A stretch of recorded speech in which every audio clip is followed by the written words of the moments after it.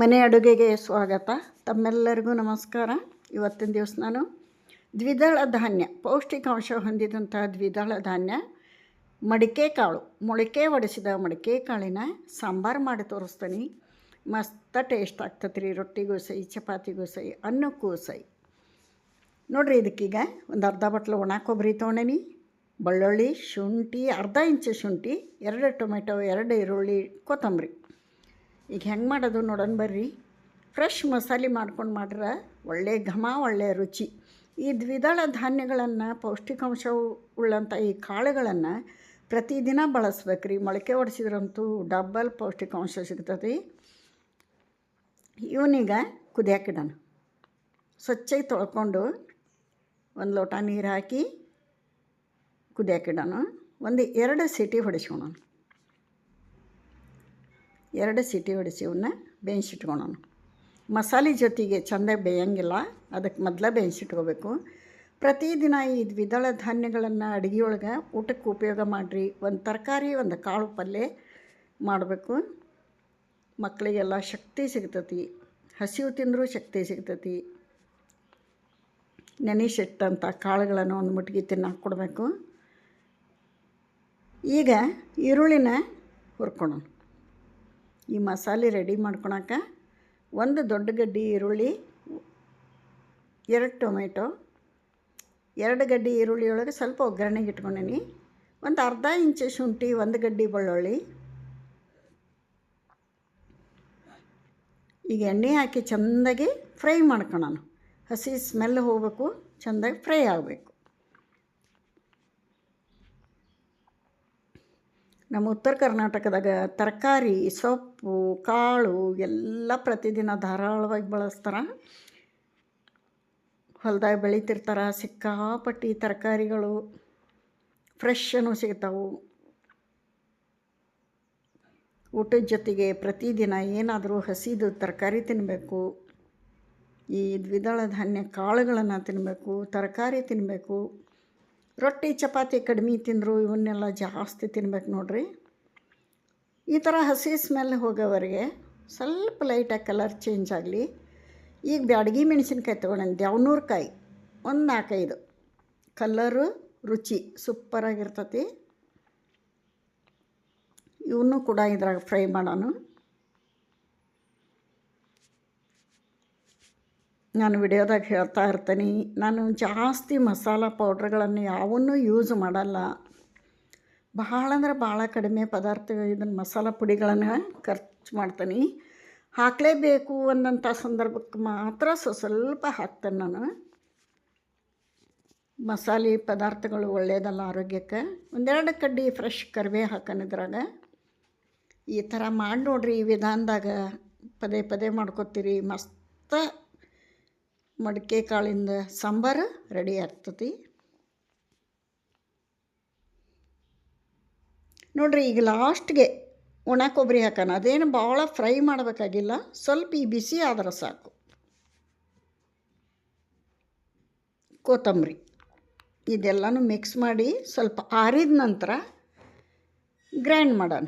Nice paste ಮಾಡಬೇಕಿದ್ನ.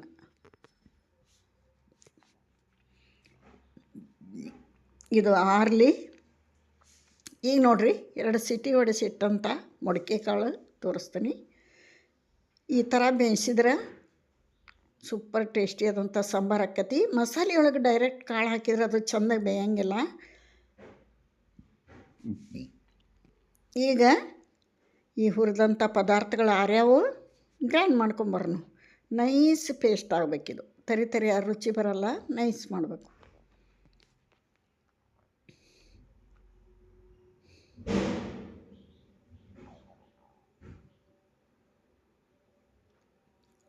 ತಣ್ಣಗಾಗಿಂದ ರುಬ್ಬೇಕಿದ್ನ. ಸ್ವಲ್ಪ ಬಿಸಿ ಇದ್ರೆ ನಡೀತತಿ. ನೀರಿನ ಅವಶ್ಯಕತೆ ಬಿದ್ದರೆ ಸ್ವಲ್ಪ ನೀರು ಹಾಕಿ ಸಣ್ಣಗೆ ರುಬ್ಕೊಂಬರ್ಬೇಕು.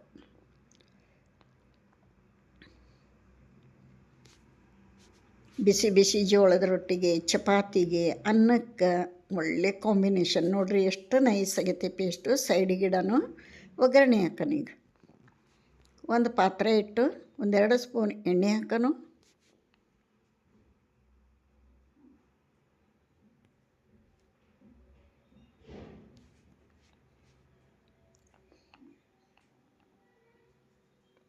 ಒಂದು 4 ಕಾಳು ಸಾಸಿವೆ ಹಾಕೋಣ.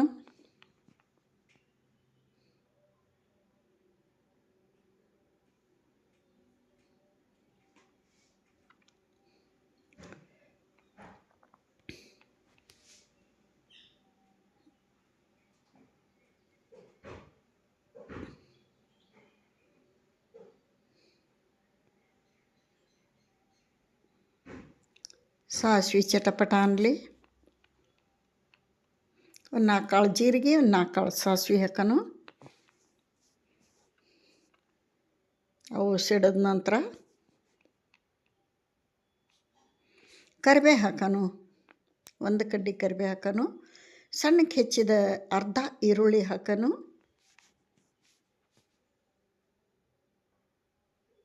ಇವು ಹಸಿ ಸ್ಮೆಲ್ ಹೋಗೋವರೆಗೆ ಬಾಡಿಸೋಣ.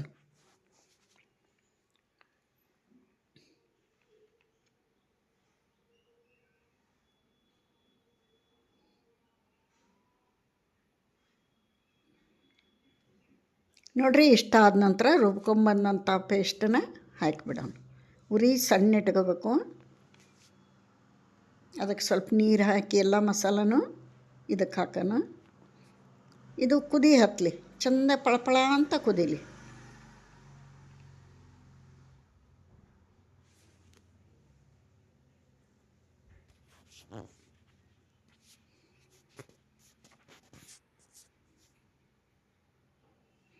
ರುಚಿಗೆ ತಕ್ಕಷ್ಟು ಉಪ್ಪು, ಖಾರ ಅಂತ ಆಲ್ರೆಡಿ ಮೆಣಸಿನ್ಕಾಯಿ ಹಾಕಿಬಿಟ್ಟೇವು ರುಬ್ಬೋದ್ರಾಗ. ಅರಿಶಿನ ಹಾಕೋಣ.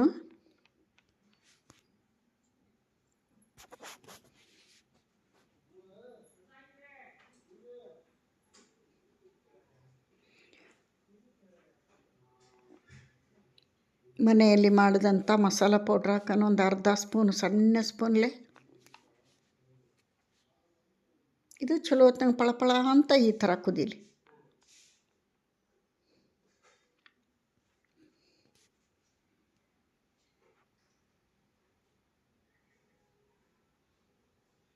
ನೋಡಿರಿ, ಇದು ಚೆಂದ ಕುದ್ದ ನಂತರ ಕುದಿಸಿಟ್ಟಂಥ ಈ ಮಡಿಕೆ ಕಾಳನ್ನು ಹಾಕಿಬಿಡೋಣ. ಇವು ಆಲ್ರೆಡಿ ಕುದ್ದಿರ್ತಾವೆ. 1-2 ನಿಮಿಷ ಇದ್ರ ಜೋಡಿ ಉಪ್ಪು ಖಾರದ ಜೊತೆಗೆ ಚೆಂದಾಗಿದು 2 ನಿಮಿಷ ಪಳಪಳ ಅಂತ ಕುದ್ರೆ ಸಾಕು, ರೆಡಿ ಆಕೈತೆ ನೋಡಿರಿ ನಮ್ಮ ಮೊಳಕೆ ಒಡೆಸಿದ ಮಡಿಕೆ ಕಾಳು ಸಾಂಬಾರು.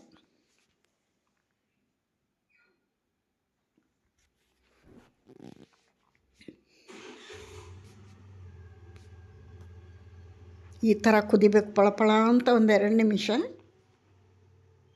ಸಾಕಿನ್ನ. ರೆಡಿ ಆಯ್ತು, ಸರ್ವ್ ಮಾಡಿ ತೋರಿಸ್ತೇನೆ ನೋಡಿರಿ. ಕೊತ್ತಂಬರಿ ಹಾಕೋಣ ಫೈನಲ್ಲಾಗಿ. ಈ ಥರ ಒಂದು ಸಲ ನೀವು ಮಾಡಿರಿ. ಇಲ್ಲಿಗೆ ವಿಡಿಯೋ ಮುಗಿಸ್ತೀನಿ. ನಮಸ್ಕಾರ ರೀ.